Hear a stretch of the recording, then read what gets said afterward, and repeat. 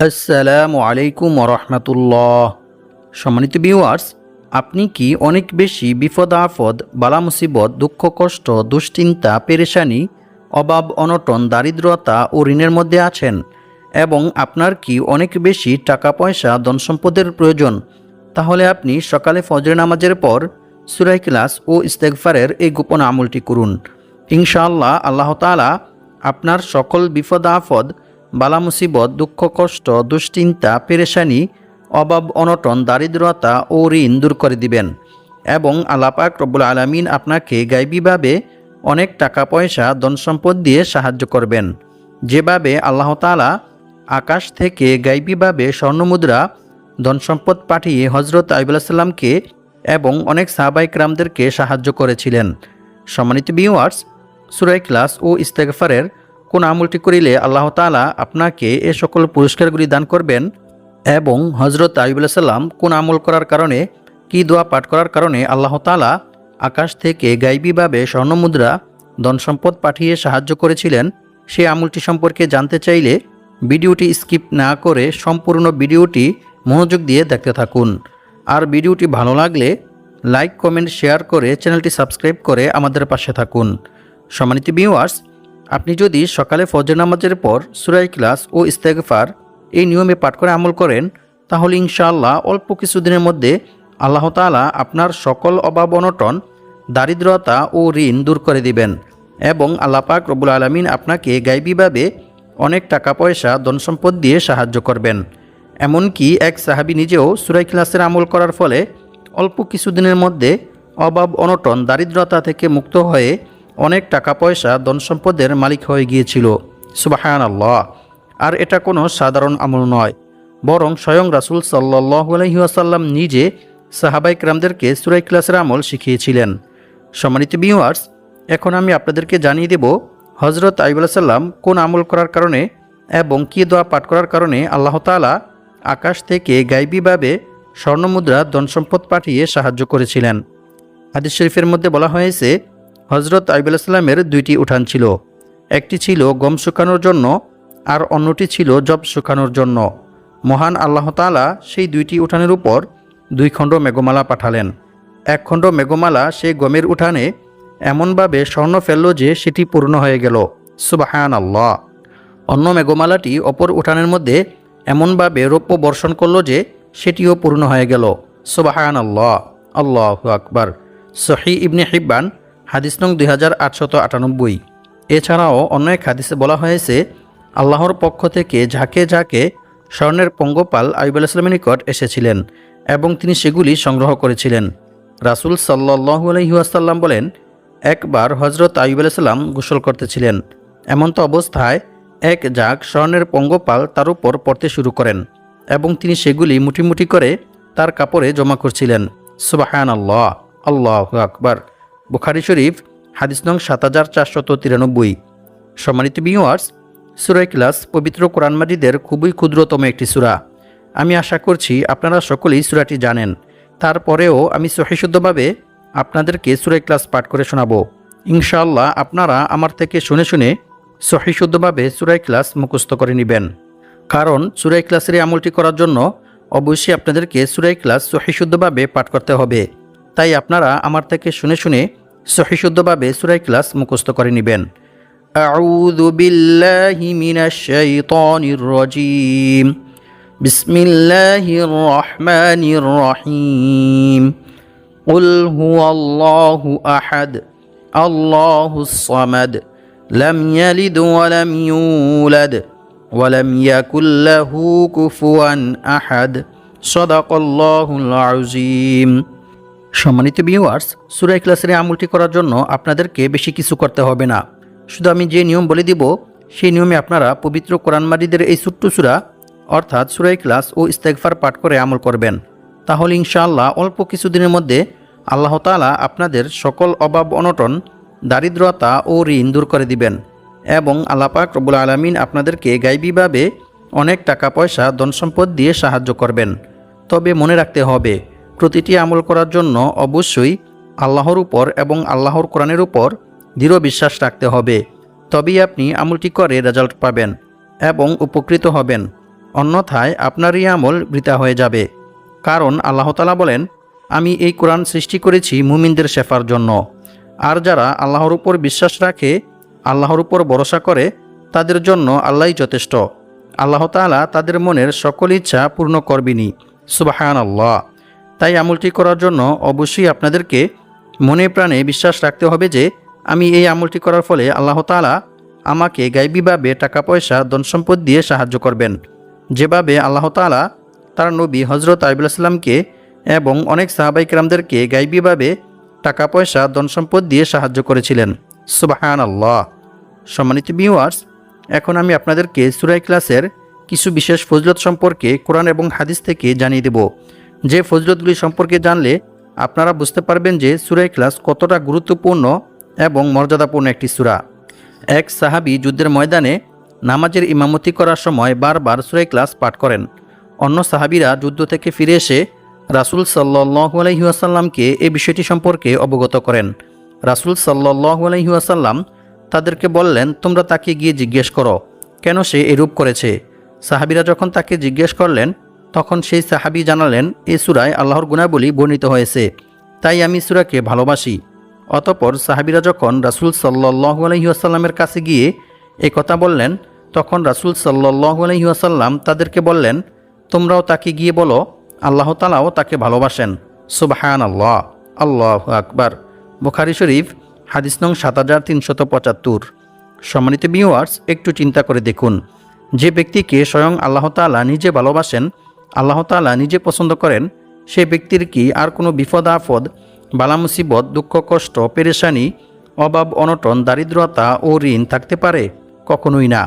বরং আল্লাহ তাআলা নিজ অনুগ্রহে ওই ব্যক্তির সকল বিপদ আপদ, বালা মুসিবত, দুঃখ কষ্ট, পেরেশানি, অভাব অনটন, দারিদ্রতা ও ঋণ দূর করে দিবেন ইনশাআল্লাহ।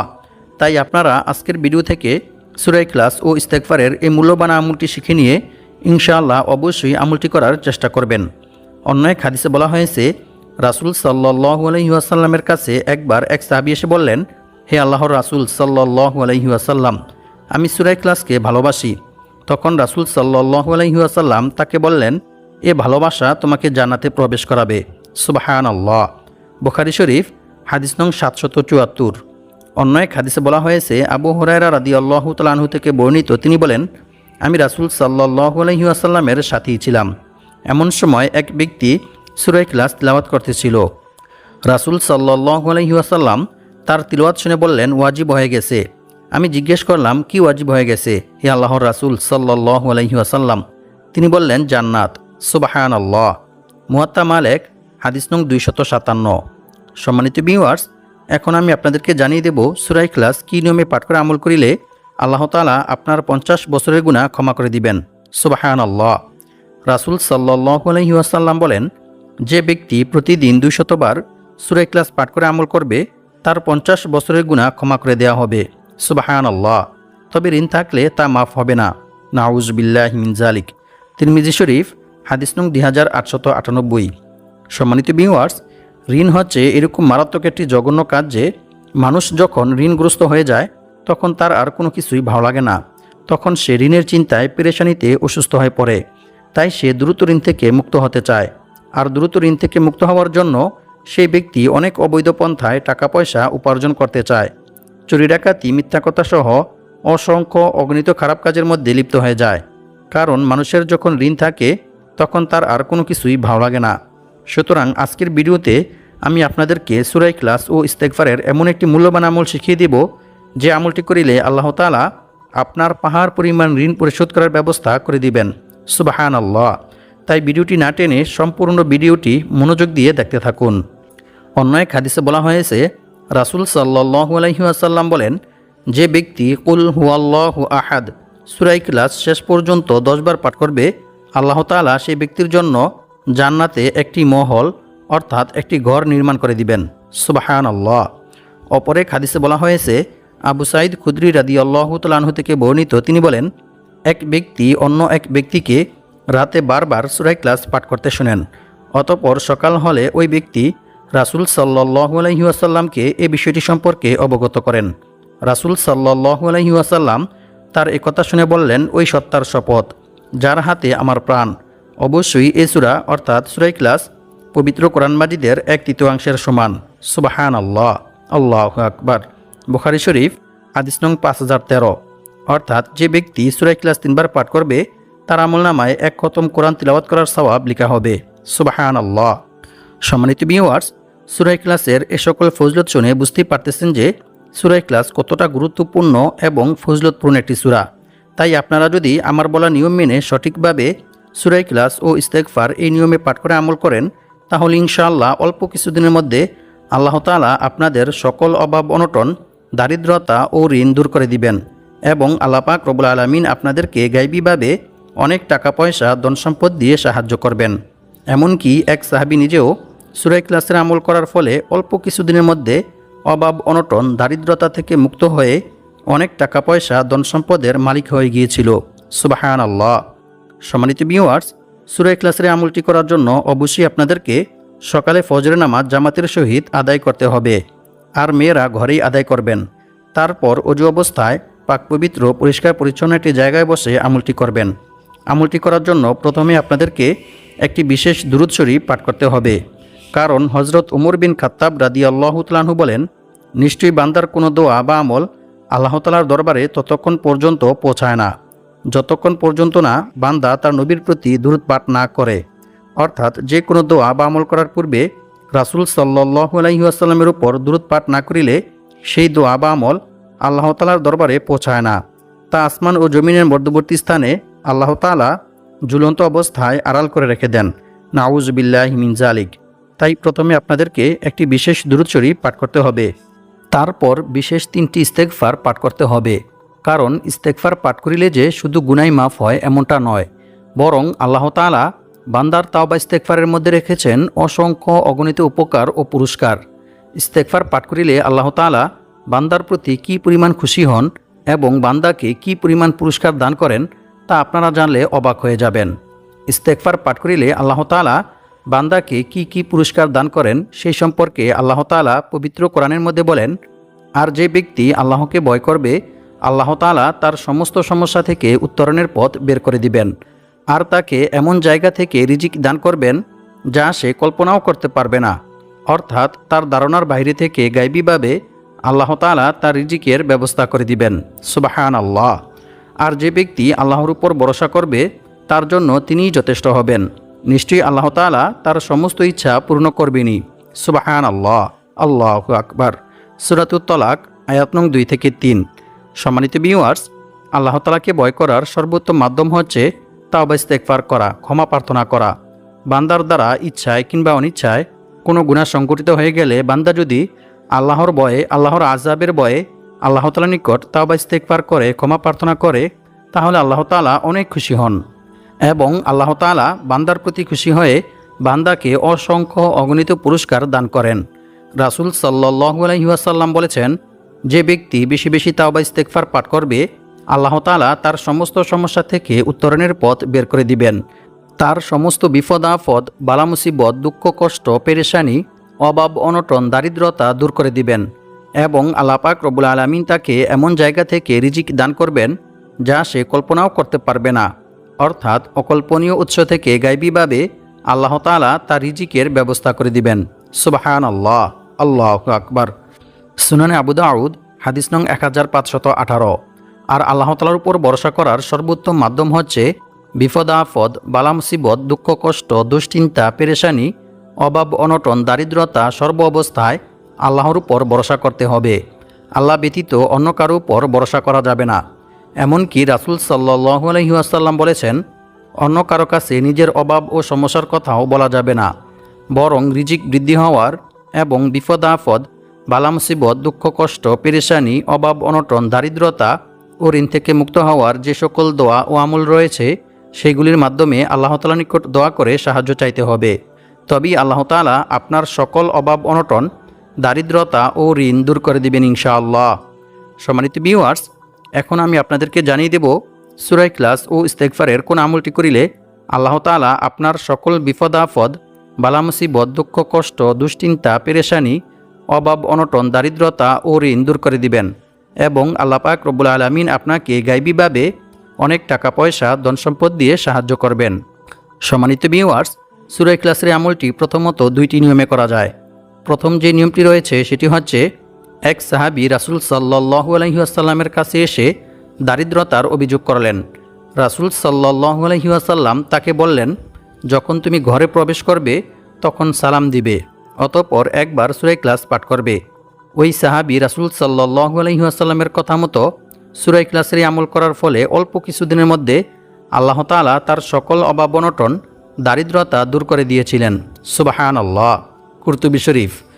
আর 2 নং যে আমলটি রয়েছে সেই আমলটি করার জন্য অবশ্যই আপনাদেরকে সকালে ফজরের নামাজ জামাতের সহিত আদায় করতে হবে। তারপর অজু অবস্থায় পাক পবিত্র পরিষ্কার পরিচ্ছন্ন একটি জায়গায় বসে আমলটি করবেন। আমলটি করার জন্য প্রথমে আপনাদেরকে একটি বিশেষ দুরূদ শরীফ পাঠ করতে হবে। দুরূদ শরীফটি হচ্ছে আল্লাহুম্মা সাল্লি ওয়া সাল্লিম আলা নাবিয়িনা মুহাম্মদ। এই দুরূদ শরীফটি 81 বার পাঠ করবেন। এরপর লা হাওলা ওয়ালা কুওয়াতা ইল্লা বিল্লাহ, এই ইস্তেগফারটি 50 বার পাঠ করবেন। এই ইস্তেগফারটি পাঠ করিলে আল্লাহ তাআলা আপনার রিজিক বৃদ্ধি করে দিবেন। সুবহানাল্লাহ। এরপর আরও একটি ইস্তেগফার পাঠ করবেন। সেই ইস্তেগফারটি হচ্ছে আল্লাহুম্মা ইন্নী আউযু বিকা মিনাল কিল্লাতি ওয়াল ফাকরি ওয়াযিল্লাতি ওয়া আউযু বিকা আন আজলিমা আও উজলিমা। এই ইস্তেগফারটি 31 বার পাঠ করবেন। এই ইস্তেগফারটি পাঠ করিলে আল্লাহ তাআলা আপনার সকল অভাব অনটন, দারিদ্রতা দূর করে দিবেন ইনশাআল্লাহ। এরপর আরও একটি ইস্তেগফার পাঠ করবেন। সেই ইস্তেগফারটি হচ্ছে আল্লাহুম্মা ইন্নী আসআলুকা ইলমান নাফিআ ওয়া রিজকান তাইয়্যিবা ওয়া আমালাম মুতাকাব্বালা। এই ইস্তেগফারটি 20 বার পাঠ করবেন। এই ইস্তেগফারটি পাঠ করিলে আল্লাহ তাআলা আপনার সকল বিপদ আপদ, বালা মুসিবত, দুঃখ কষ্ট, পেরেশানি, অভাব অনটন, দারিদ্রতা ও ঋণ দূর করে দিবেন এবং আল্লাহ পাক রব্বুল আলামিন আপনাকে গায়বীভাবে অনেক টাকা পয়সা, ধন সম্পদ দিয়ে সাহায্য করবেন ইনশাআল্লাহ। এরপর সুবহানাল্লাহ 550 বার, আলহামদুলিল্লাহ 550 বার পাঠ করবেন। অতঃপর ইয়া রাজ্জাকু, এই ইসমে আজমটি 40 বার পাঠ করবেন। এরপর ইয়া কাদিয়াল হাজাত, এই দোয়াটি 11 বার পাঠ করবেন। অতঃপর 21 বার সূরা ইখলাস পাঠ করবেন। প্রত্যেকবার সূরা ইখলাস পাঠ করার পূর্বে বিসমিল্লাহির রহমানির রহিম পাঠ করে নেবেন। এরপর কয়েকবার ইস্তেগফার ও দুরূদ শরীফ পাঠ করে আল্লাহ তাআলার নিকট দোয়া করবেন। দোয়ার মধ্যে আপনি যা চাইবেন ইনশাআল্লাহ আল্লাহ তাআলা আপনাকে তাই দান করবেন। তবে দোয়ার মধ্যে আরও একটি দোয়া পাঠ করবেন। সেই দোয়াটি হচ্ছে আল্লাহুম্মা কফিনি বিহালালিকা আন হারামিকা ওয়া আগনিনি বিফাদলিকা আম্মান সিওয়াক। এরপর দোয়া শেষ করার পূর্বে কয়েকবার ইয়া দাল জালালি ওয়াল ইকরাম, ইয়া হাইয়ু ইয়া কাইয়ুম, এই ইসমে আজম দুটি পাঠ করবেন। এরপর দোয়া শেষ করেও কয়েকবার ইস্তেগফার ও দুরূদ শরীফ পাঠ করে নেবেন। অতঃপর 3 বার লা ইলাহা ইল্লা আনতা সুবহানাকা ইন্নী কুনতু মিনাজ জালিমিন, এই দোয়াটি পাঠ করিবেন। এই দোয়াটি পাঠ করিলে আল্লাহ তাআলা আপনার সকল বিপদ আপদ, বালা মুসিবত দূর করে দিবেন ইনশাআল্লাহ। এরপর আরও একটি দোয়া 3 বার পাঠ করবেন। দোয়াটি হচ্ছে আল্লাহুম্মা ইন্নী আসআলুকা ইলমান নাফিআ ওয়া রিজকান তাইয়্যিবা ওয়া আমালাম মুতাকাব্বালা। এই দোয়াটিও 3 বার পাঠ করিবেন। এই দোয়াটি 3 বার পাঠ করিলে আল্লাহ তাআলা আপনার রিজিক ও জ্ঞান বুদ্ধি বৃদ্ধি করে দিবেন। সম্মানিত ভিউয়ার্স, এভাবে সূরা ইখলাস ও ইস্তেগফারের আমল করিলে ইনশাআল্লাহ আল্লাহ তাআলা আপনার সকল বিপদ আপদ, বালা মুসিবত, দুঃখ কষ্ট, দুশ্চিন্তা, পেরেশানি, অভাব অনটন, দারিদ্রতা ও ঋণ দূর করে দিবেন এবং আল্লাহ পাক রব্বুল আলামিন আপনাকে গায়বীভাবে অনেক টাকা পয়সা, ধন সম্পদ দিয়ে সাহায্য করবেন ইনশাআল্লাহ। আল্লাহ পাক রব্বুল আলামিন আমাদের সবাইকে সূরা ইখলাস ও ইস্তেগফারের এই আমলটি করে বিপদ আপদ, বালা মুসিবত, দুঃখ কষ্ট, দুশ্চিন্তা, পেরেশানি, অভাব অনটন, দারিদ্রতা ও ঋণ থেকে মুক্ত হয়ে অনেক টাকা পয়সা, ধন সম্পদের মালিক হওয়ার তৌফিক দান করুক। আমিন।